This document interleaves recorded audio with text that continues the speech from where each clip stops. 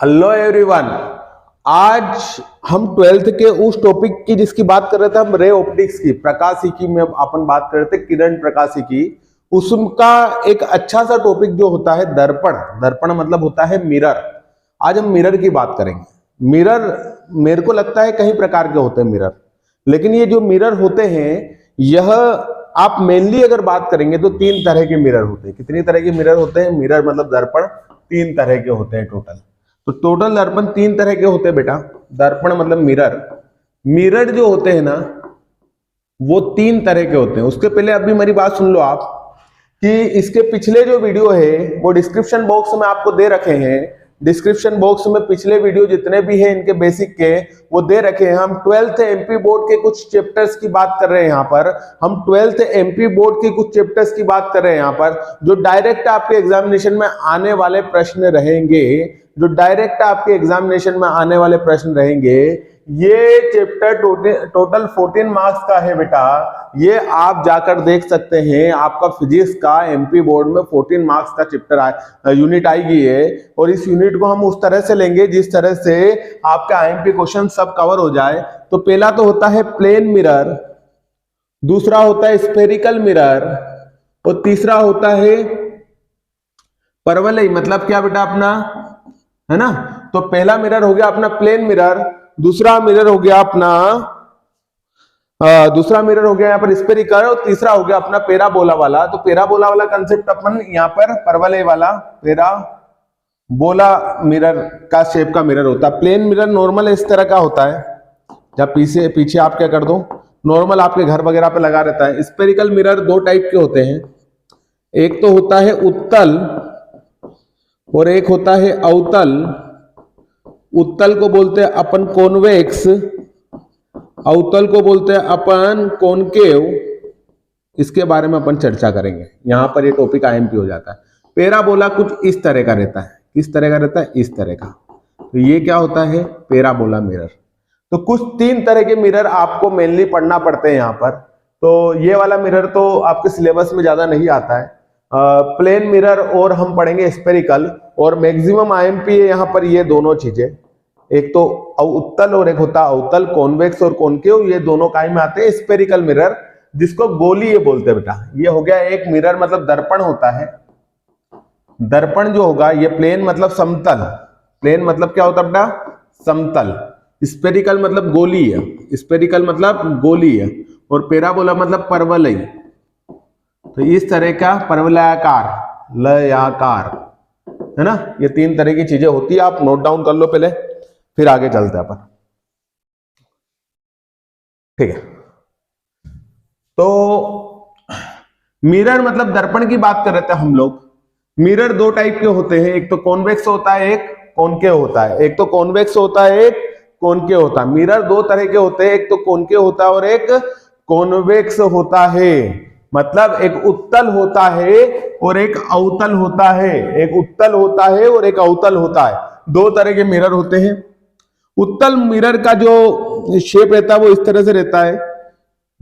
इधर से ये उठा हुआ रहता है। उत्तल मतलब उठा हुआ रहता है, और इधर से क्या रहता है, इस पे पॉलिश रहती है।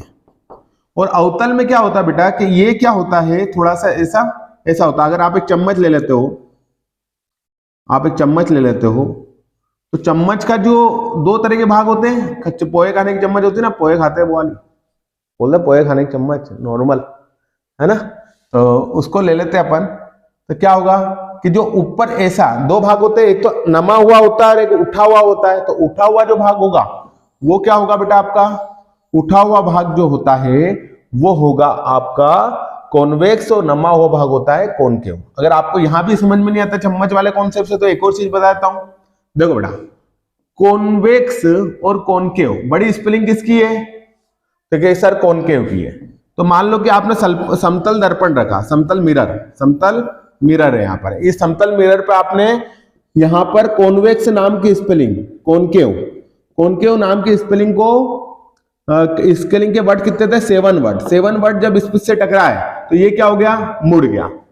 मतलब अगर 7 वर्ड इस पे टकरा गए, किस पे टकरा गए? 7 वर्ड इस प्लेन पे। इसका जुगाड़ देख लेना, बहुत आसान है। देखो स्पेलिंग कितनी है? 1 2 3 4 5 6 7 वर्ड की स्पेलिंग है ना, तो 7 वर्ड है मान लो। माना कि ज्यादा वर्ड जिसके हैं तो 7 वर्ड है।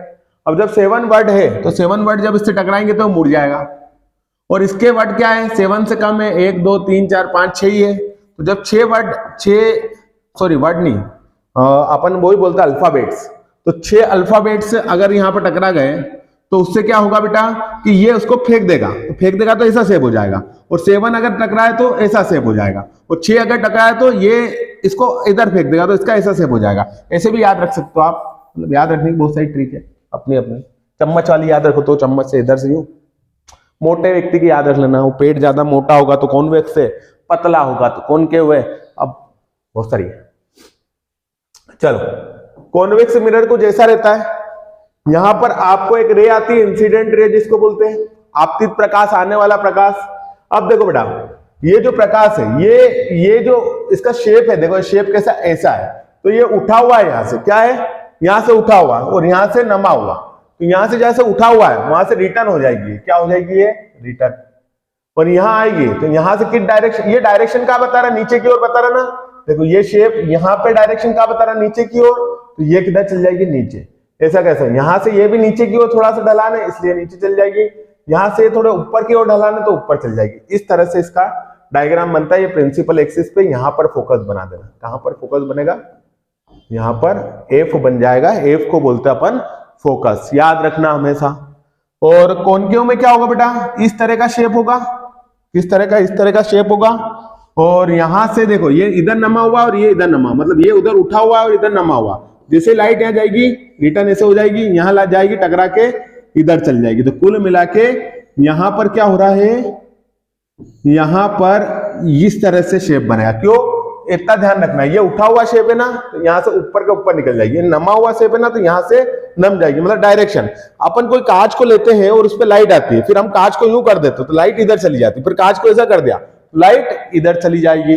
आप ये समझो, आप क्रिकेट खेलते हो तो बैट रहता है, तो बॉल जैसे आती है तो आप उसको अगर ऐसे मारोगे तो वो ऐसे चली जाएगी, आप उसको ऐसे मारोगे तो वो ऐसे चली जाएगी, आप उसको ऊपर दिशा दिखाओगे तो ऊपर चली जाएगी, तो आप उसको नीचे मारोगे तो वो नीचे चली जाएगी।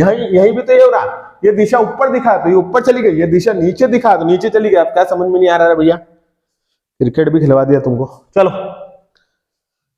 आगे बढ़ते हैं। तो रंगारंग कार्यक्रम में आपका हार्दिक हार्दिक स्वागत है।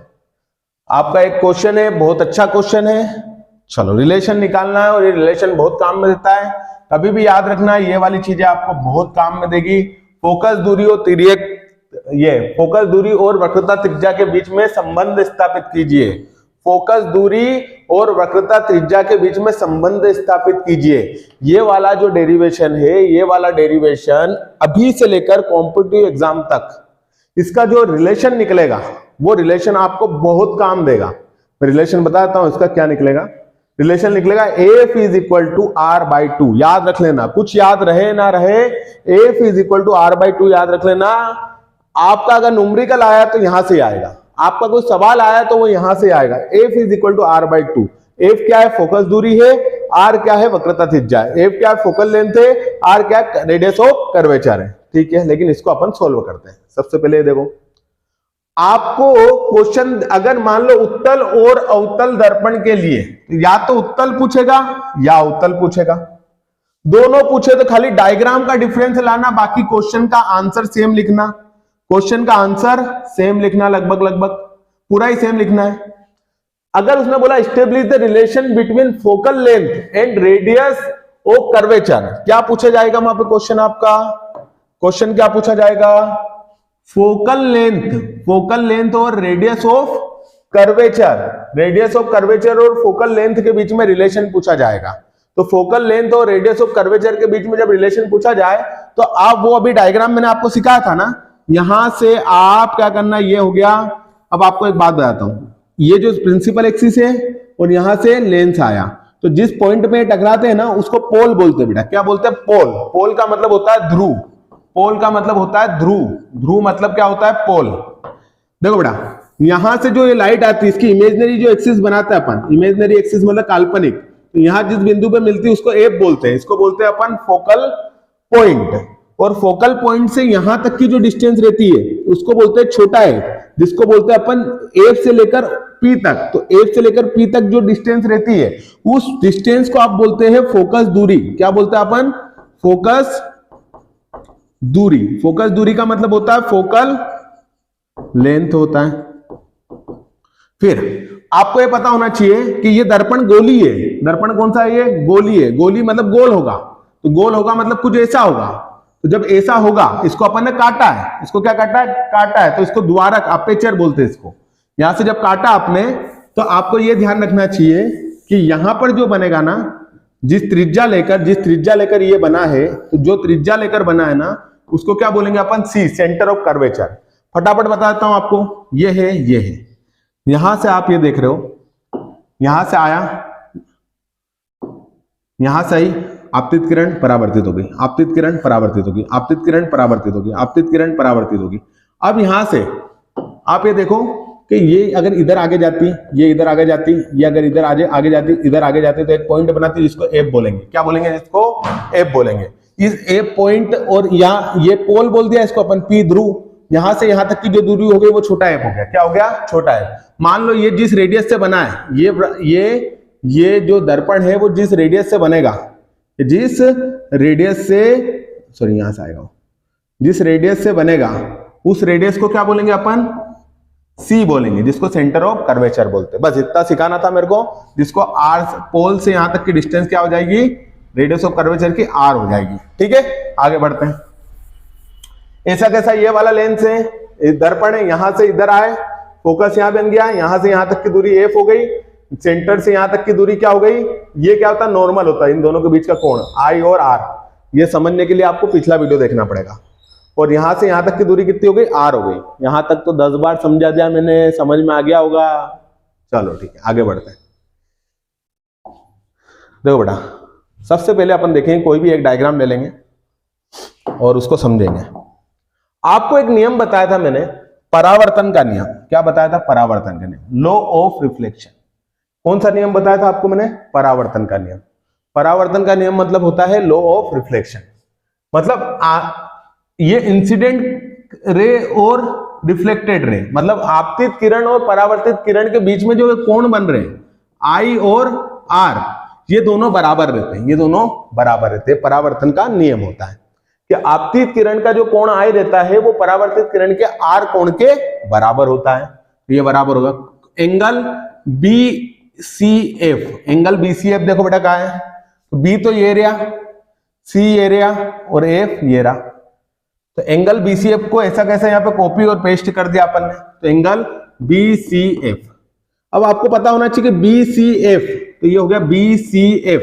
देखो यहाँ पर BCF पे आई एंगल है और एंगल CBF पे आर है। क्योंकि अपने को पता है कि आई एंगल वाला BCF है और आर एंगल वाला, आई एंगल वाला क्या है बेटा? BCF।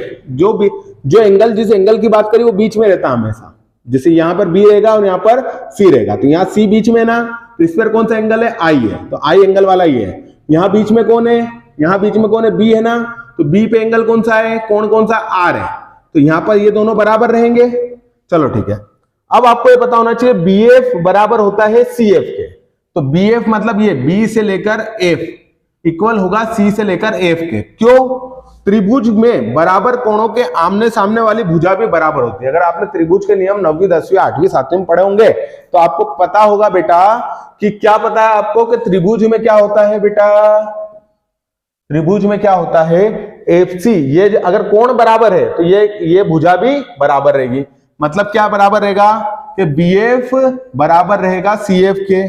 जब कोण बराबर है, एंगल बराबर है, तो ये भुजा भी क्या होगी? बराबर होगी। चलो ठीक है। अब छोटे द्वारक के लिए गोली दर्पण बिंदु के ध्रुव P के निकटतम है। छोटे द्वारक के लिए, छोटा सा द्वारक है इसका। द्वारक क्या है? छोटा सा। ये छोटा सा द्वारक दिख रहा है आपको। ये द्वारक क्या है? छोटा सा है। तो छोटे द्वारक गोली दर्पण के लिए बिंदु B ध्रुव P के निकटतम होता है। छोटे द्वारक के गोली दर्पण में बिंदु B ध्रुव P के निकटतम होता है।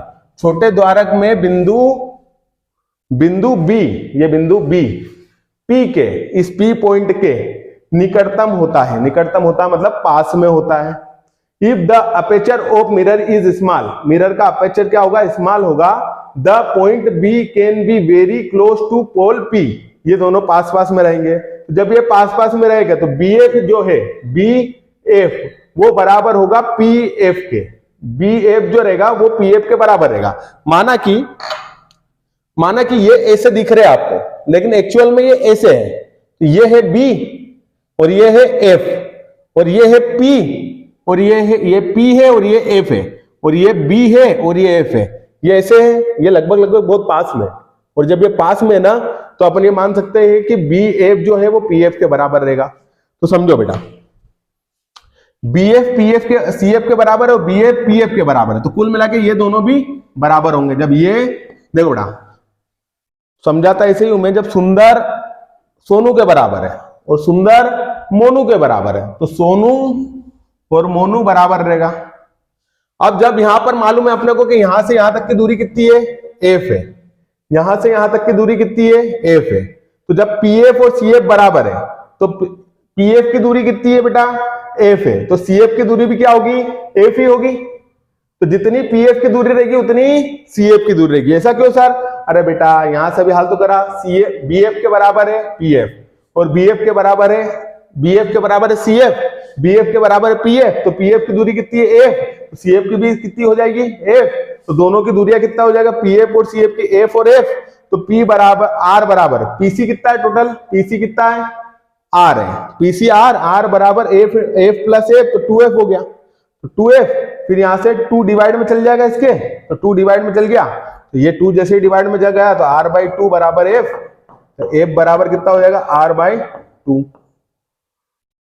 तो यहां से आपका ये पूरे की पूरे रिलेशन निकल जाता है। दस द रिलेशन इज, रिलेशन यहां से आसानी से आपका निकल जाता है। तो ये